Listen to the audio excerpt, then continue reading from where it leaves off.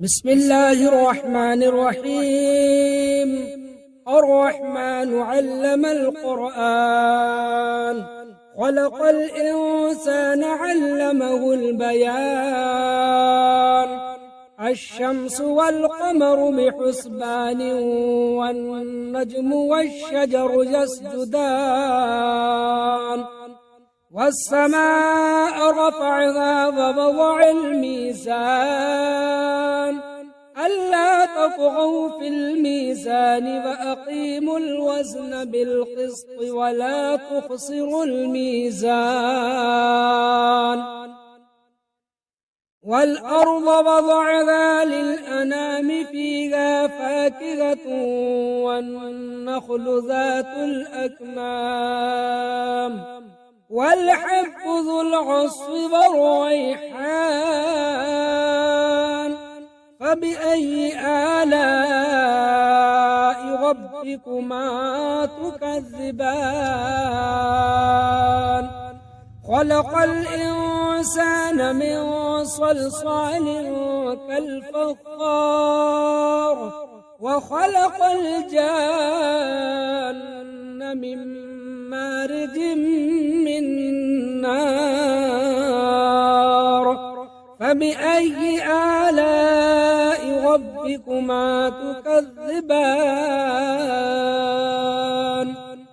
رب المشرقين ورب المغربين، فبأي آلاء ربكما تكذبان؟ مرج البحرين يلتقيان، بينهما برزخ لا يبغيان. فبأي آلاء ربكما تكذبان؟ يخرج منهما اللؤلؤ والمرجان، فبأي آلاء ربكما تكذبان؟ وله الجوار المنشآت في البحر كالأعلام، فبأي آلاء ربكما تكذبان؟ كل من عليها فان، ويبقى وجه ربك ذو الجلال والإكرام. فبأي آلاء ربكما تكذبان؟ يسأله من في السماوات والأرض، كل يوم هو في شأن. فبأي آلاء ربكما تكذبان؟ سنفرغ لكم أيها الثقلان، فبأي آلاء ربكما تكذبان؟ يا معشر الجن والإنس إن استطعتم أن تنفذوا من أقطار السماوات والأرض، فانفذوا لا تنفذون إلا بسلطان. فبأي آلاء ربكما تكذبان؟ يرسل عليكما شواظ من نار ونحاس فلا تنتصران. فبأي آلاء ربكما تكذبان؟ فإذا انشقت السماء فكانت وردة كالدهان. فبأي آلاء ربكما تكذبان؟ فيومئذ لا يسأل عن ذنبه إنس ولا جان فبأي آلاء ربكما تكذبان يعرف المجرمون بسيماهم فيؤخذ بالنواصي والأقدام فبأي آلاء ربكما تكذبان هذه جهنم التي يكذب بها المجرمون يطوفون بينها وبين حميم آن فبأي آلاء ربكما تكذبان ولمن خاف مقام ربه جنتان فبأي آلاء ربكما تكذبان ذواتا أفنان فبأي آلاء ربكما تكذبان فيهما عينان تجريان فبأي آلاء ربكما تكذبان فيهما من كل فاكهة زوجان فبأي آلاء ربكما تكذبان متكئين على فرش بطائنها من استبرق وجنى الجنتين دان فبأي آلاء ربكما تكذبان فيهن قاصرات الطرف لم يطمثهن إنس قبلهم ولا جان فبأي آلاء ربكما تكذبان كأنهن الياقوت والمرجان فبأي آلاء ربكما تكذبان هل جزاء الإحسان إلا الإحسان فبأي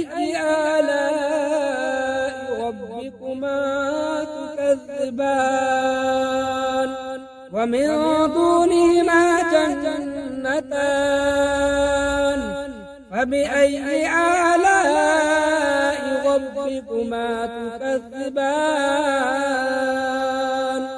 مدغامتان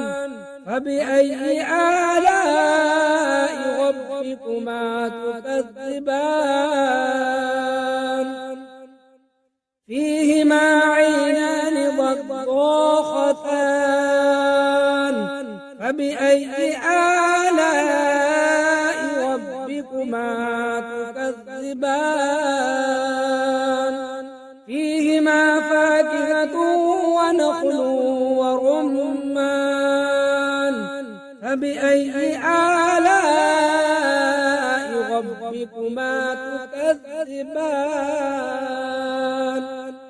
فيهن خيرات حسان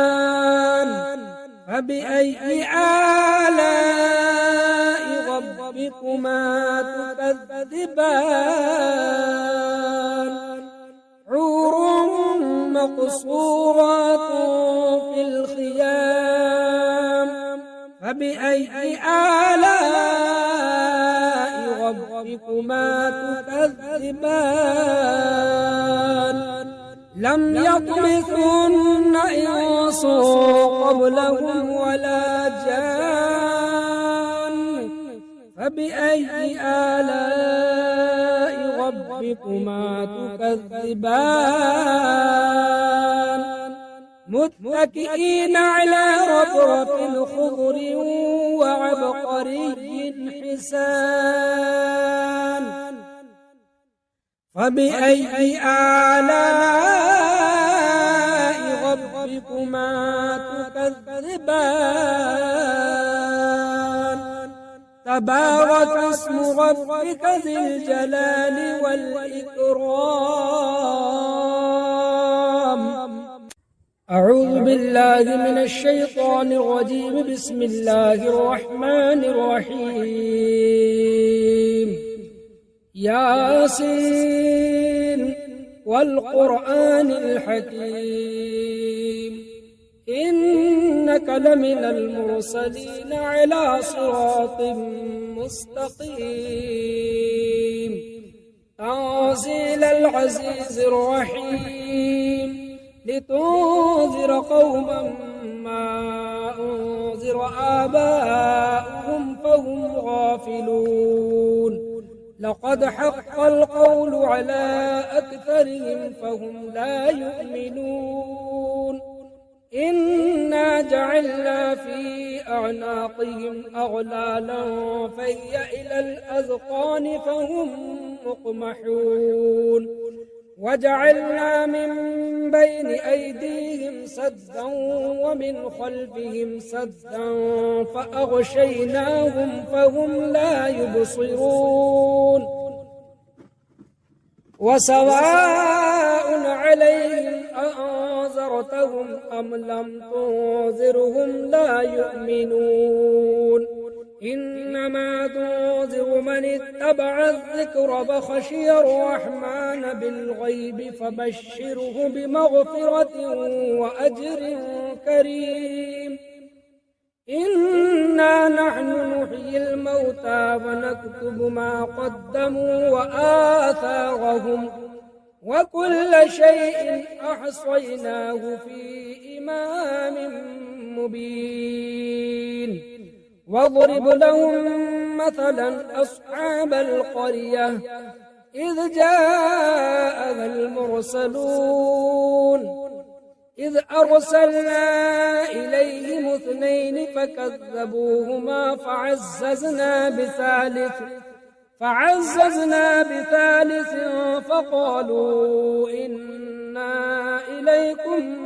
مرسلون قالوا ما أنتم إلا بشر مثلنا وما أنزل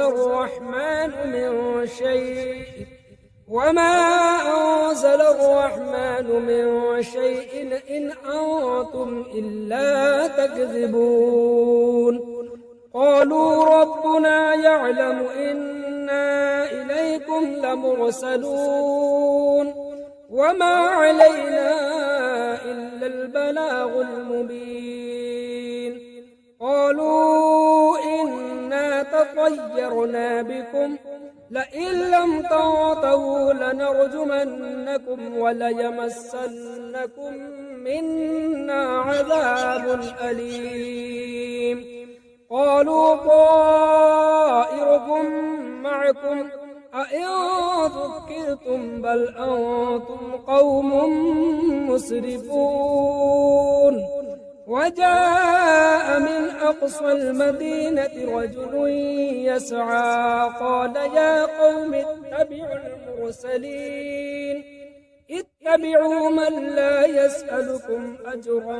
وهم مهتدون وما لي لا أعبد الذي فطرني وإليه ترجعون أأتخذ من دونه آلهة إن يردني الرحمن بضر لا تغن عني شفاعتهم شيئا ولا ينقذون إني إذا لفي ضلال مبين إني آمنت بربكم فاسمعون قيل ادخل الجنة قال يا ليت قومي يعلمون بما غفر لي ربي وجعلني من المكرمين وما أنزلنا على قومه من بعده من جند من السماء وما كنا منزلين إن كانت إلا صيحة واحدة فإذا هم خامدون يا حسرة على العباد ما يأتيهم من رسول إلا كانوا به يستهزئون ألم يروا كم أهلكنا قبلهم من القرون أنهم إليهم لا يرجعون وإن كل لما جميع لدينا محضرون وآية لهم الأرض الميتة أحييناها فأخرجنا منها حبا فمنه يأكلون وجعلنا فيها جنات من نخيل وأعناب وفجرنا فيها من العيون ليأكلوا من ثمره وما عملته أيديهم أفلا يشكرون سبحان الذي خلق الأزواج كلها مما تنبت الأرض ومن أنفسهم ومما لا يعلمون وآية لهم الليل نسلخ منه النهار فإذا هم مظلمون والشمس تجري لمستقر لها ذلك تقدير العزيز العليم والقمر قدرناه منازل حتى عاد كالعرجون القديم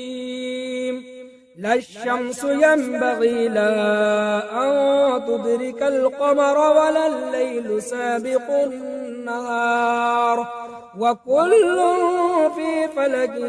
يسبحون وآية لهم أنا حملنا ذريتهم في الفلك المشحون وخلقنا لهم من مثله ما يركبون وإن نشأ نغرقهم فلا صريخ لهم ولا هم ينقذون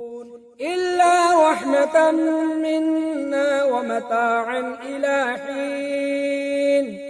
وإذا قيل لهم اتقوا ما بين أيديكم وما خلفكم لعلكم ترحمون وما تأتيهم من آية من آيات ربهم إلا كانوا عنها معرضين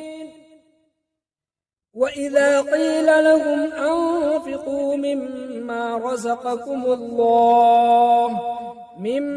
رزقكم الله قال الذين كفروا للذين آمنوا أنطعم من لو يشاء الله أطعمه إن أنتم إلا في ضلال مبين ويقولون متى هذا الوعد إن كنتم صادقين ما ينظرون إلا صيحة واحدة تأخذهم وهم يخصمون فلا يستطيعون توصية ولا إلى أهلهم يرجعون ونفخ في الصور فإذا هم من الأجداث إلى ربهم ينسلون قالوا يا ويلنا من بعثنا من مرقدنا هذا ما وعد الرحمن وصدق المرسلون إن كانت إلا صيحة واحدة فإذا هم جميع لدينا محضرون فاليوم لا تظلم نفس شيئا ولا تجزون إلا ما كنتم تعملون إن أصحاب الجنة اليوم في شغل فاكهون هم وأزواجهم في ظلال على الأرائك متكئون لهم فيها فاكهة ولهم ما يدعون سلام قولا من رب رحيم وامتازوا اليوم أيها المجرمون ألم أعهد إليكم يا بني آدم ألا تعبدوا الشيطان إنه لكم عدو مبين وأن اعبدوني هذا صراط مستقيم ولقد أضل منكم جبلا كثيرا أفلم تكونوا تعقلون هذه جهنم التي كنتم توعدون اصلوها اليوم بما كنتم تكفرون اليوم نختم على أفواههم وتكلمنا أيديهم وتشهد أرجلهم بما كانوا يكسبون ولو نشاء لطمسنا على أعينهم فاستبقوا الصراط فأنى يبصرون ولو نشاء لمسخناهم على مكانتهم فما استطاعوا مضيا ولا يرجعون ومن نعمره ننكس في الخلق أفلا يعقلون وما علمناه الشعر وما ينبغي له إن هو إلا ذكر وقرآن مبين لينذر من كان حيا ويحق القول على الكافرين أولم يروا أنا خلقنا لهم مما عملت أيدينا أنعاما فهم لها مالكون وذللناها لهم فمنها ركوبهم ومنها يأكلون ولهم فيها منافع ومشارب أفلا يشكرون واتخذوا من دون الله آلهة لعلهم ينصرون لا يستطيعون نصرهم وهم لهم جند محضرون فلا يحزنك قولهم إنا نعلم ما يسرون وما يعلنون أولم ير الإنسان أنا خلقناه من نطفة فإذا هو خصيم مبين وضرب لنا مثلا ونسي خلقه قال من يحيي العظام وهي رميم قل يحييها الذي أنشأها أول مرة وهو بكل خلق عليم الذي جعل لكم من الشجر الأخضر نارا فإذا أنتم منه توقدون أوليس الذي خلق السماوات والأرض بقادر على أن يخلق مثلهم بلى وهو الخلاق العليم إنما أمره إذا أراد شيئا إذا أراد شيئا أن يقول له كن فيكون فسبحان الذي بيده ملكوت كل شيء وإليه ترجعون